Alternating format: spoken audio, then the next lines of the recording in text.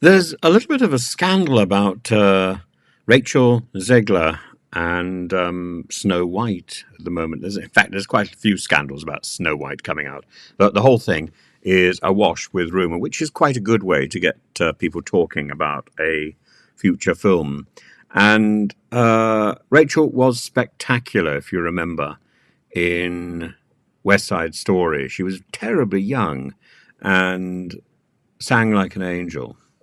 uh, Utterly riveting. And I must say, I'm quite looking forward to seeing what she's going to do, what she's going to sing in Snow White. I think she's almost certainly going to be very convincing.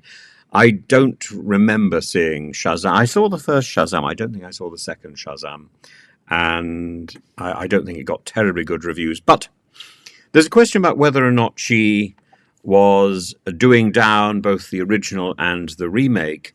And I think one has to draw a big distinction between the content of the film and the technical brilliance of the film, the technical brilliance and the technical innovation that Disney offered with Snow White in the late 1930s cannot be surpassed.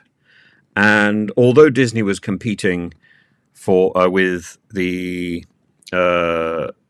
studio that brought us Gulliver's Travels. So few people have heard of Gulliver's Travels. It's made by the people who made Popeye, and it's a very good film, but it lacks that cohesion of the Disney film. And the Disney film, with all the innovations, the multi-plane camera, the believable animation, set the tone and the scene for all the Disney films which came afterwards, and particularly the big four: Pinocchio, Bambi, Fantasia, and Dumbo. I think I got them right there. And all of those were groundbreaking, particularly, I think, Pinocchio, which has to be probably the best Disney film ever made. Its commitment to hard work and animation and pushing those animation skills to the very limits. And I don't think anything Disney produced after that time, after the Disney heyday in the late 30s, got anywhere near the beauty and the grandeur, and also the extraordinary emotive pull of Pinocchio. It still works today, whereas I find Snow White cloys a bit, and I always disliked the dwarf scenes when they were on. I didn't mind the scenes where Snow White was interacting with them, but I found the scenes of them doing their business on their own was dull and lifeless. Does this mean that you can't do slapstick with animation? Well, you can, and people have done, and they've done it very well. But in the same way that a Marx Brothers film cloys after a while, I think the Disney film cloys after a while. It works once, it doesn't work again.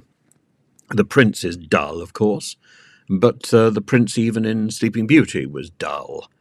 And how to get round that? Well, it's to give him character, which Disney tried to do with later films post The Little Mermaid. But again, it's very difficult, and turning the thing completely round, as in Rapunzel, the Tangled, perhaps doesn't work either. But the design of these characters is delightful. And I think the best animated male design is Aladdin, which is based on Tom Cruise.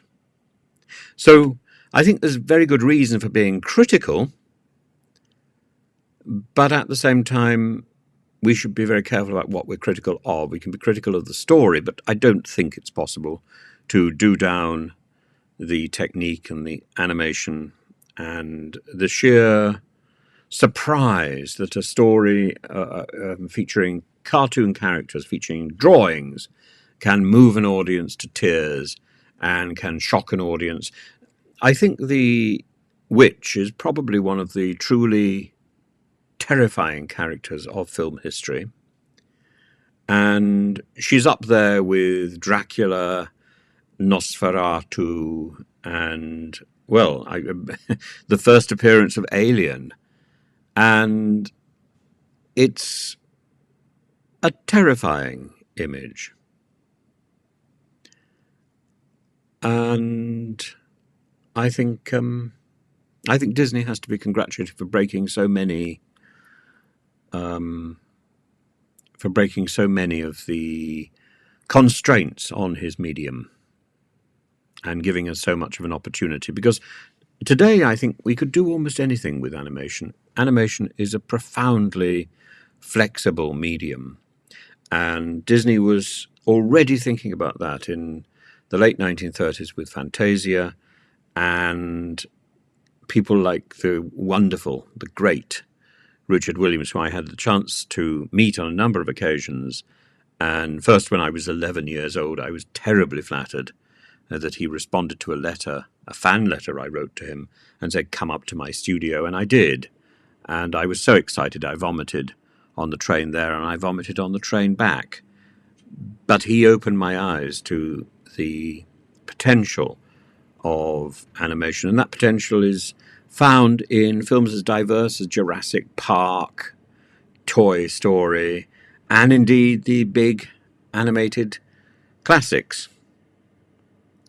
And it's about, and I think without animation, we wouldn't have films like Indiana Jones, Jurassic Park, or, of course, Mary Poppins. Mary Poppins is Disney's major achievement, where he pulled into live action everything that he had learnt from animation. Now, it may have been a little bit like acting by numbers, which was certainly what Angela Lansbury said after she'd been in Bedknobs and Broomsticks, but it produced a series of beautiful pictures, something that has only ever really been done by the great Italian filmmakers like Zeffirelli and Visconti and Pasolini, and Disney was doing it before them. So I'm looking forward to the remake of Snow White, and I'm looking forward to seeing Rachel do her thing, and I will be very interested to hear her sing once again. I think she's a wonderful performer, and I'm sorry about Shazam, and I'm sorry also that she had such difficulty getting an invitation to the Academy Awards after West Side Story received so many nominations. That was a disgrace, but it's not her fault. And I think she was right to take to Instagram and Twitter, and I think Disney was right to find a way to get her to introduce one of the films and to get her to the event.